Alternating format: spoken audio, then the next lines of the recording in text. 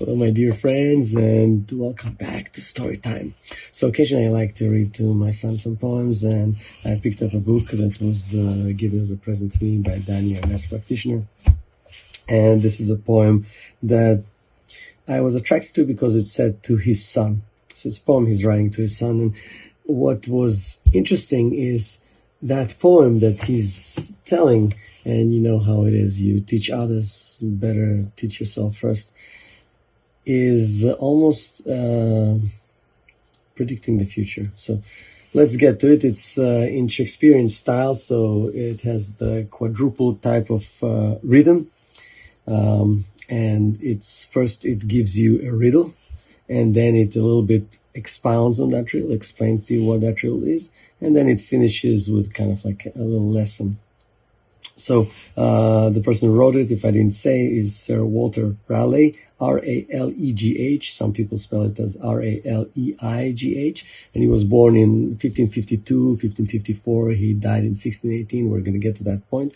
So if you remember, this is actually the period of Shakespeare. So Shakespeare was born later, 1564, and he died earlier, 1616. So let's get to it because it's interesting. So it starts with the first four sentences are a riddle. Later on, he expounds and explains that riddle, and then kind of like the conclusion. So let's go. Again, forgive me, it's old English. So, 3 things there be that prosper up apace, and flourish whilst they grow around far. But on a day they meet all in one place, and when they meet, they one another mar. So we're having things that if they meet, they grow far apart, but when they meet, they ruin one another. Well, what are those things? So he's going to tell us. And they be these: the wood, the weed, the wag. Okay, what does that mean? The wood is that which makes the gallows tree. So from the wood, you make the stand to hang people by.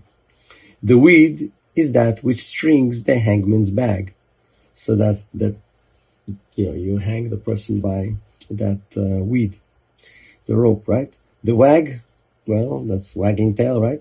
The wag, my pretty knave. Knave is somebody who doesn't have much scruples, who's a little bad boy. By the way, his son Walter, he had 3 sons. The first son died during the Black Plague. The second was Walter, and he was a knave. Betokens thee.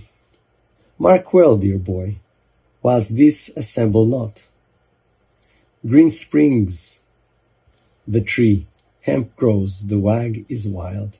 But when they meet, it makes the timber rot. It frets the halter, and it chokes the child. I don't know how you tell that to your child. But anyway, he finishes with just 2 kind of sentences that don't go into that perfect rhyme of 14 sentences. Then bless thee and beware, and let us pray, we part not with thee at this meeting day.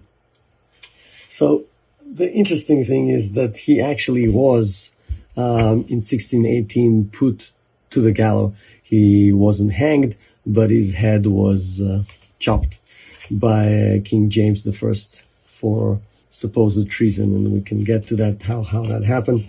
He had the opportunity to run away, but like Socrates, he preferred to hang around. No pun intended. And his wife was actually carrying his head in a velvet bag. I don't know if it was velvet or not, but she was carrying it in a bag for many years until she eventually died, and that's when they buried the head with the body. Yeah. Well, he was a handsome guy, but I don't know if you'd want to embalm it and carry it with you the entire time. So let's go a little bit into his life. He was the guy who actually created the first attempt at colonizing North America. Yes.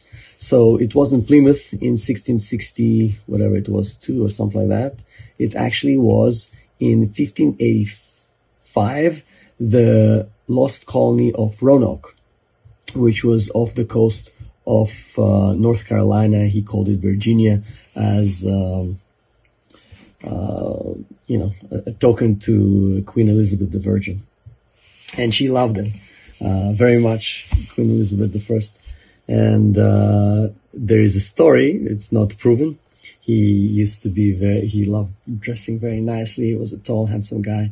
And one time, even though it was a very expensive cloak, he took his cloak and gallantly dropped it over a puddle so that Queen Elizabeth will not wet her feet. It was quite possible that he did that. He was that kind of person. But the benefit of the colony was that they actually brought for the first time to Europe potatoes and tea. He also was a person who was popularizing tobacco. He was a soldier. He was very strongly believing in Protestantism and his family being persecuted by Catholicism, by Queen Mary of Spain. He was fighting against the Catholics in France, and he helped put down a rebellion in Ireland, eventually getting from Queen Elizabeth I land in there. He became a landowner. He quickly became her most favorite person in court. And when she found out, he was also the head of the guard, captain of the guard.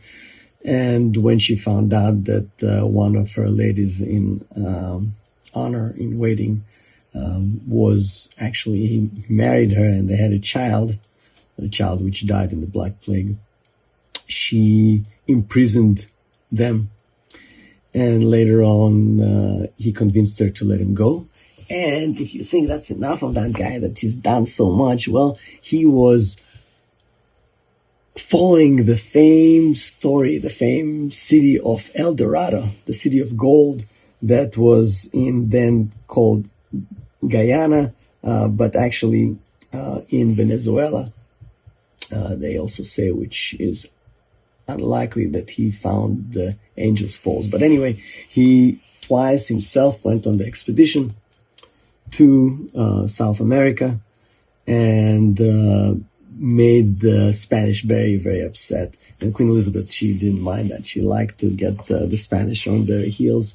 But when King James took power, I think it was 1601, something like that, early 16, maybe a little bit later, he imprisoned him, and he was living quite a while.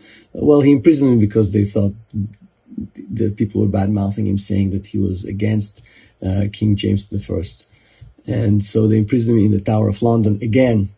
But this time he was hanging there with his wife and children for a while. There is still the rumor he was, and you can see the table and chairs where he wrote the history of the world. He published it in 1616. Eventually he got out again going on an expedition. And in that expedition, his son Walter was killed, was shot fatally. And he came back, and the ambassador of France forced King James, who was more pacifist, to reinstate the death penalty. And he was beheaded, as we discussed. Although he had the opportunity to escape, like Socrates, he refused it. He hanged tightly in place, yeah. So, a soldier, courtier, politician, an explorer, very good mariner, a poet, historian. Man, the guy, even in his short life, lived quite a full life. And interestingly, foretold his own fate and his, unfortunately, son's fate as well. So, end of story time. Hopefully this was interesting. Definitely I found it interesting, so I want to share it with you. Take care. Have a beautiful week.